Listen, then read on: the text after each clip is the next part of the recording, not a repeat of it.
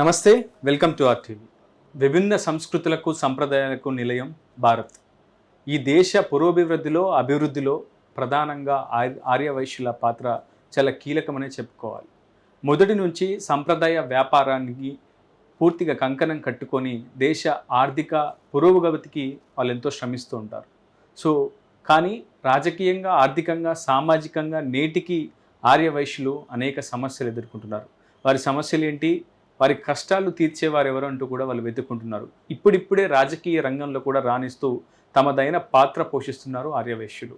ప్రస్తుతం మనకి అందుబాటులో ఆర్యవైశ్య సంఘం భద్రాద్రి కొత్తగూడెం జిల్లా అభ్యర్థి పల్లపోతు వాసు ఉన్నారు. ఆర్యవైశ్యుల సమస్యలేంటి, సంప్రదాయ వ్యాపారాన్ని ప్రస్తుతం మాల్స్ రూపంలో ఏ విధంగా కుదిపేస్తున్నాయి, ఆన్లైన్ వ్యాపార రంగం ఆర్యవైశ్యులకు ఎటువంటి ఇబ్బందులను తెచ్చిపెడుతున్న సమస్యలను ఆయన మాటలు అడిగి తెలుసుకునే పెద్ద.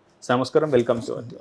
నిజానికి ఆర్యవైశ్యులు అంటే ఒక అగ్రవర్ణాల్లో చాలా కీలకమైనటువంటి పాత్రధారులు అంటారు. కొంతమంది మేధావులు కావచ్చు, ప్రొఫెసర్ లాంటి వ్యక్తులు కూడా ఆర్యవైశ్యులు సామాజిక స్మగ్లర్లు అనే ఒక నినాదాన్ని కూడా చాలా బలంగా సొసైటీలో చూపించే ప్రయత్నం చేస్తున్నారు.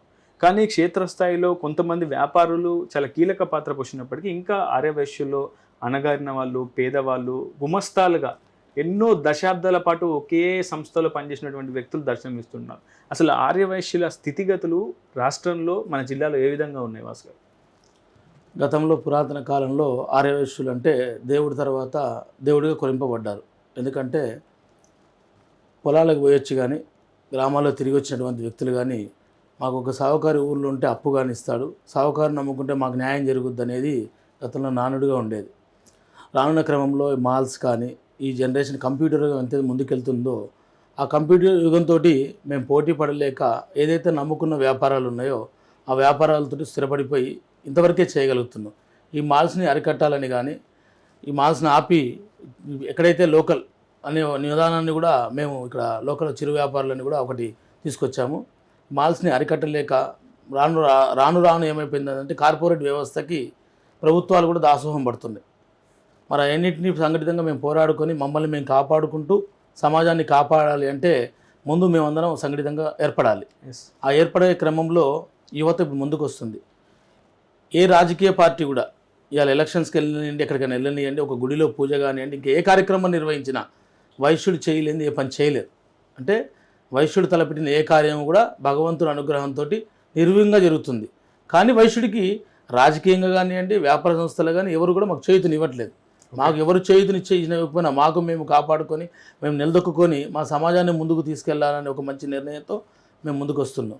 అలానే ఇప్పుడు మొన్న ఎలక్షన్స్ జరిగిన 2 రాష్ట్రాల్లో కూడా రాష్ట్రాల్లో రాజకీయ నాయకులే కాదు, గురువులు, స్వామీజీలు అందరూ కూడా వైశ్యుడి యొక్క ప్రాముఖ్యత గురించే చెప్పారు. వారు నమ్ముకుంటే వారు సస్యశ్యామలంగా ఉంటే దేశం మొత్తం బాగుంటుందని. అలాంటి క్రమంలో మేము ఒక కార్పొరేషన్ కోసం ఇంచుమించు 9 సంవత్సరాల నుంచి పోరాడుతున్నాం. ఆ కార్పొరేషన్ ప్రకటించి కూడా ఇవాళకి 1 సంవత్సరం అయింది. కొత్త ప్రభుత్వం 6 నెలలు అయింది. గత ప్రభుత్వంలో కూడా పెడతా అన్నారు, పెట్టలేదు. ప్రకటించిన తర్వాత ఇంతవరకు మాకు ఇంకా ఫండ్స్ కూడా ఏం రిలీజ్ చేయలేదు.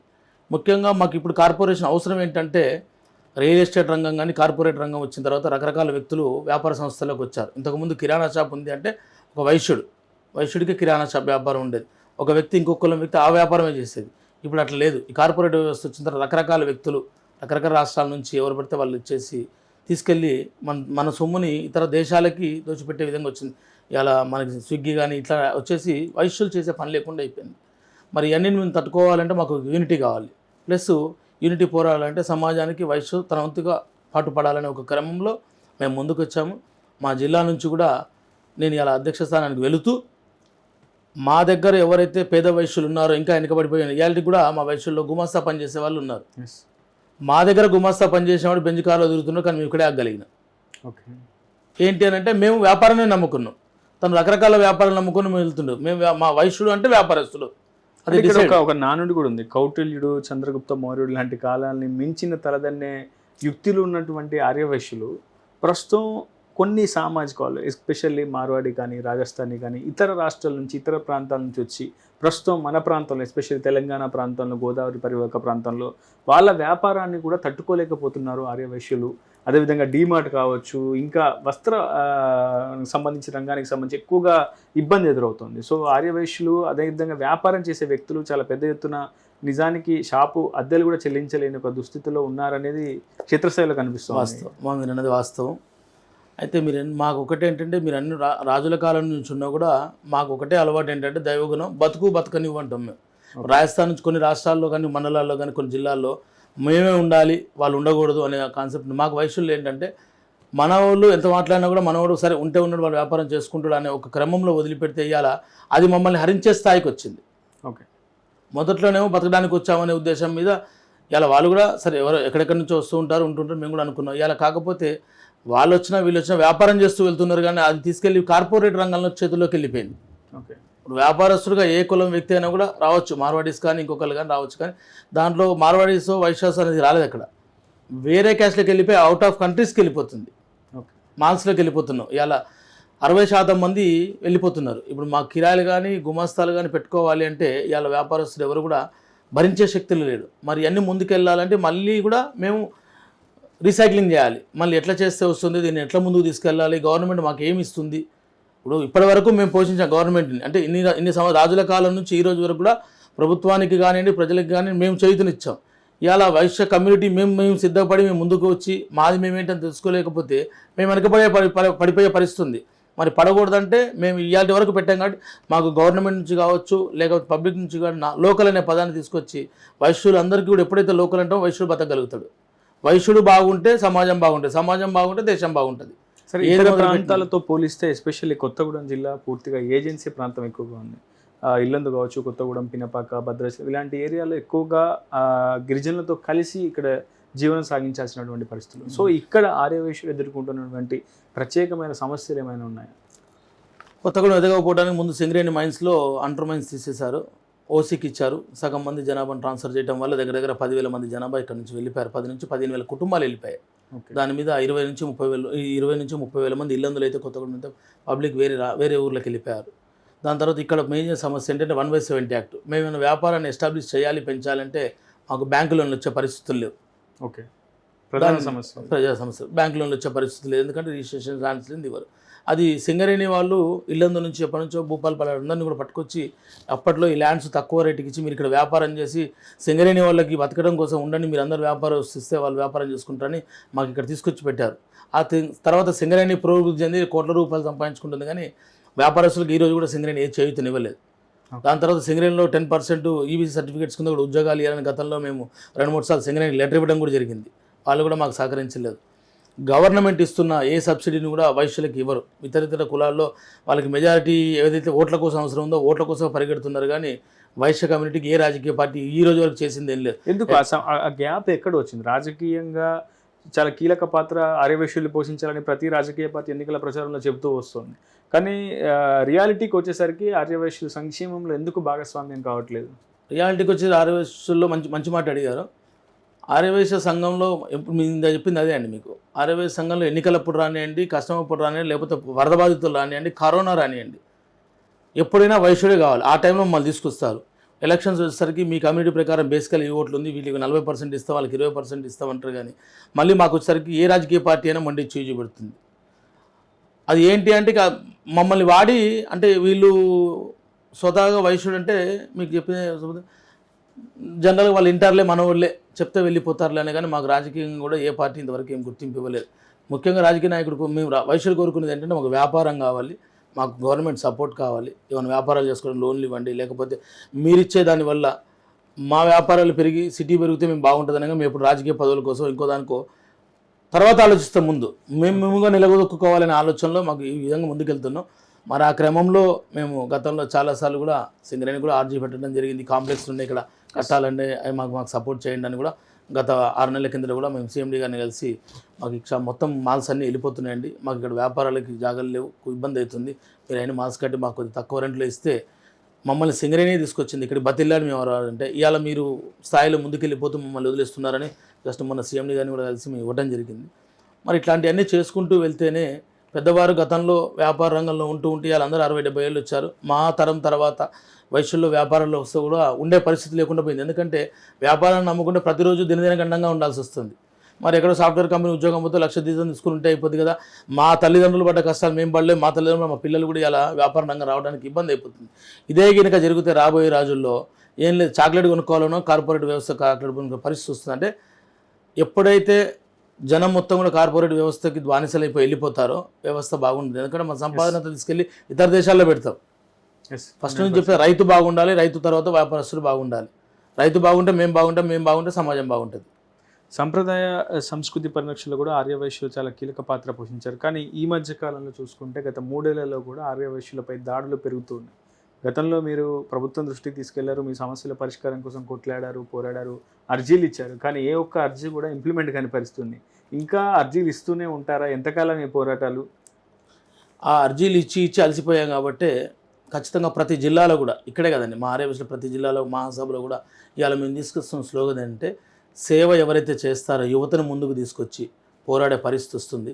ఇవాళ మొన్న కాంగ్రెస్ గవర్నమెంట్ వచ్చిన తర్వాత కాలువ సుజాత గారిని ఎమ్మటే ఆర్యవైశ్య కార్పొరేషన్కి రేవంత్ రెడ్డి గారు నియమించడం ఒక హర్షించదగ్గ విషయమే.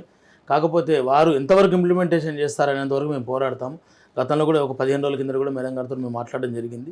మేడం, మన కార్పొరేషన్ కంపల్సరీ అవసరం, అది చేయండి. వైశ్యులకి ఖచ్చితంగా ఈ మీ టర్మ్లో అయినా కూడా ఒక మంచి, ఎందుకంటే గత సంవత్సరాలు 5 సంవత్సరాలు తిరిగి అలసిపోయాము. ఈ సంవత్సరం అంటే ఖచ్చితంగా మనం చేయించుకుందామండి. మీరందరూ కూడా ప్రతి జిల్లా నుంచి ఒక బలమైన నాయకత్వాన్ని ఏర్పరిచి మీరందరూ వస్తే మనం పోరాడితే రాండౌన్ ఉండదు. మనం చేస్తామనగానే వాళ్ళు చెప్పారని చెప్పి వెంబడే 2 చప్పట్లు కొడతాం, దండేసుకొని వచ్చేస్తున్నాం. అది కాదు, మనం సాధించే వరకు పోరాడదాం అనేది మేడం కూడా మంచి ఉన్నారు. అట్లనే అమరవాది గారు కూడా మా మహాసభ అధ్యక్షులు. ఈసారి ఖచ్చితంగా మేము పోరాడదాం. మనకు ఖచ్చితంగా ప్రతిదీ కూడా గవర్నమెంట్ వచ్చేది మన తర్వాతనే వేరే వాళ్ళకి అందించాలి అనే ఒక మంచి నిర్ణయంతో మేము ముందుకు వచ్చాం.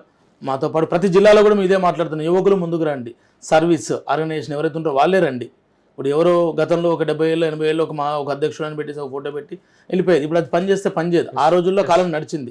ఇప్పుడు పోరాడితేనే పని అవుతుంది. పోరాడకుండా కూర్చుంటుంటే ఇంతకుముందు గతంలో కంచాయిలే లాంటి వ్యక్తులు ఎన్నో రకరకాల దుష్పాలాడి మమ్మల్ని చేస్తే కూడా మేము సరైన గుణపాఠమే చెప్పాము. తను కూడా క్షమాపణ చెప్పడం జరిగింది.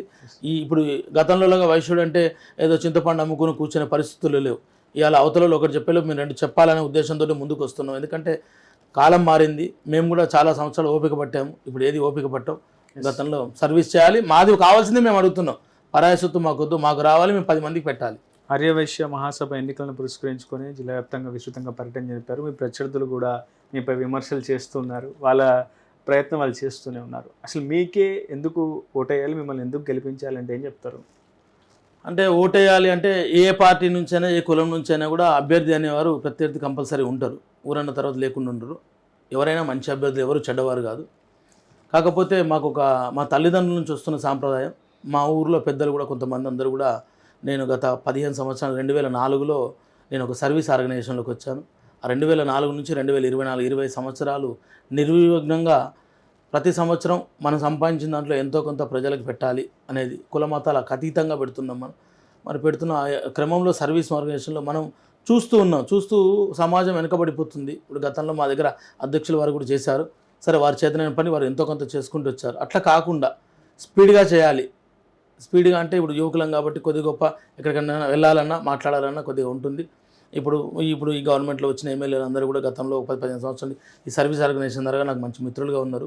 మరి వాళ్ళందరూ కూడా నాకు సపోర్ట్ చేస్తానని మాట ఇవ్వడం జరిగింది.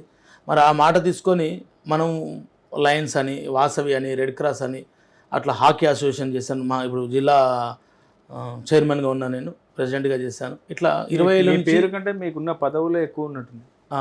పదవులు అయితే ఇప్పటివరకు వద్దనుకు నేనైతే ఈ రోజు వరకు కూడా ఏ పదవి నేను అడగలేదు. నా దగ్గరికి నేను సర్వీస్ చేస్తా కాబట్టి వస్తుంది. అట్లనే మా ఊరిలో పెద్దలు కూడా ఒక మీటింగ్ పెట్టి ఏం చెప్పారంటే, ఆర్యవైశ్య ఎన్నో సంఘాలకి ఎన్నో దానికి చేశారు కాబట్టి మన దగ్గర భద్రాద్రి కొత్తగూడెం జిల్లాలో ఒక రాష్ట్ర స్థాయిలో మంచి గుర్తింపు వచ్చి మన వైశ్యులందరికీ కూడా సేవ చేసే అదృష్టాన్ని కలగాలి అంటే, మన ఊరి పేరు బాగాలంటే నువ్వు ఉత్సాహంగా పనిచేస్తున్నావు కాబట్టి పెద్దలందరి నిర్ణయం మేరకు ఈ మహాసభ వాళ్ళందరూ కూడా ప్రోత్సహించి, మీరు నిలబడు, ఈ మహాసభ ద్వారా మన జిల్లాలో మంచి గుర్తింపు రావాలి, ఆ సర్వీస్ నీ ద్వారా అందించగలవు, నీకు మేమందరం సపోర్ట్గా ఉంటాము అన్న తర్వాత వాళ్ళందరి ఆశీర్వాదంతో, వాళ్ళందరి నిర్ణయంతో నేను ముందుకు వచ్చా.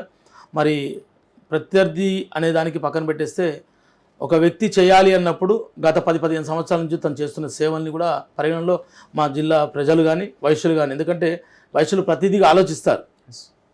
కాకపోతే ఏంటంటే వైశ్యుల గొప్పతనం ఏంటంటే ఎవరితోటి వెళ్ళకూడదు, మంచిగా ఉండాలి, మంచి నాయకుడిని ఎన్నుకోవాలి.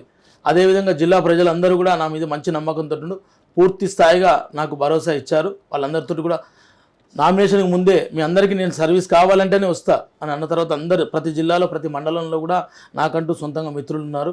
అన్ని ఆర్గనైజేషన్లో చేశాను కాబట్టి ఇవాళ ఆర్యవైశ్య మహాసభ ఎన్నికలు వైశ్యులకు జరగట్లేదు, జిల్లా ప్రజలకి వారికి జరుగుతుంది. ఎందుకంటే ఇతర కులాల నుంచి నాయకులు కావచ్చు, ప్రజలు కావచ్చు, ఫలానా వ్యక్తి మంచోడు వైశ్యులకు కూడా ఫోన్ చేసి చెప్తున్నారు ఏమండి వాసుకేయండి ఓటు అని.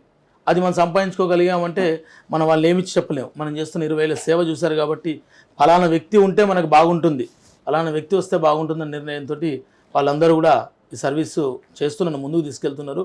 మరి ఆ విధంగా నేను మహాసభ ఎన్నికల్లో రావడం జరిగింది. ఏం చేస్తా అనే విషయానికి వస్తే గతంలో నేను ఇప్పుడు ప్రజలకి చేస్తా అని చెప్పక్కర్లే. ఎందుకంటే 20 ఏళ్ళ నుంచి నా సర్వీస్ చూస్తుండు. అయినా కూడా నా బాధ్యత ధర్మంగా ఖమ్మం జిల్లా విడిపోయిన తర్వాత భద్రాద్రి కొత్తగూడెం జిల్లాలో మహాసభ బిల్డింగ్ లేదు. ఎందుకంటే ఇది భద్రాచలం పుణ్యక్షేత్రానికి దగ్గరగా ఉంది, మరి మా సత్రం కూడా ఉంది. అయినా కూడా మహాసభకి ఒక ఆఫీస్ కానీ బిల్డింగ్ కావాలనే ముద్రలో మొట్టమొదటిగా బిల్డింగ్ ఏదైతే నేను గెలిచిన తర్వాత ప్రమాణ స్వీకరించిన 30 రోజుల్లోపు 5 లక్షల రూపాయలు చెక్కు నా సొంత డబ్బులు ఇచ్చి శంకుస్థాపనకి 30 రోజులు చేస్తా అని ఒక హామీ ఇవ్వడం జరిగింది.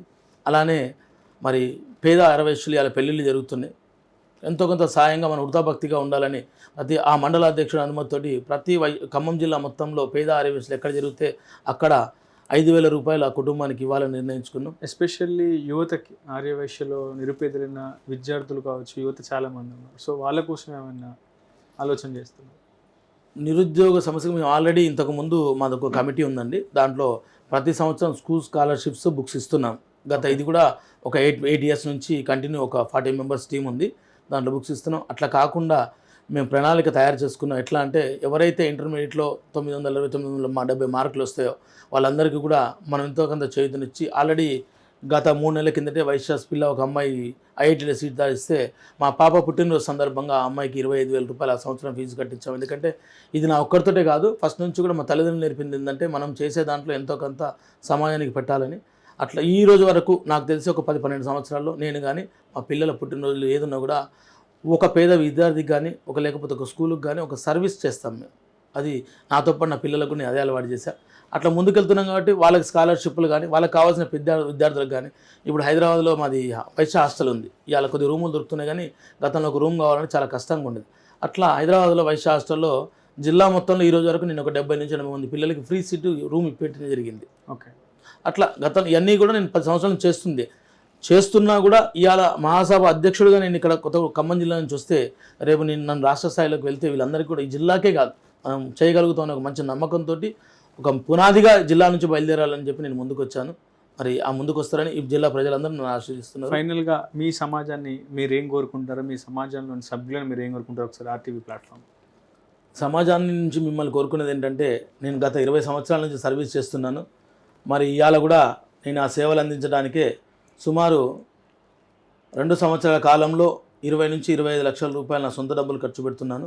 అలానే జిల్లాలో చాలా నలుమూలల నుంచి కూడా మనం కట్టబోయే బిల్డింగ్ కావచ్చు, పిల్లలకి సేవలు అందించడానికి కానీ అన్నిటికీ కూడా చాలా మండలాల నుంచి మేము సపోర్ట్గా ఉంటాము, నువ్వు చేయబోయే ప్రతి కార్యక్రమంలో మేము భాగస్వాములు అవుతామని చెప్పేసి వారు చెప్పడం జరుగుతుంది.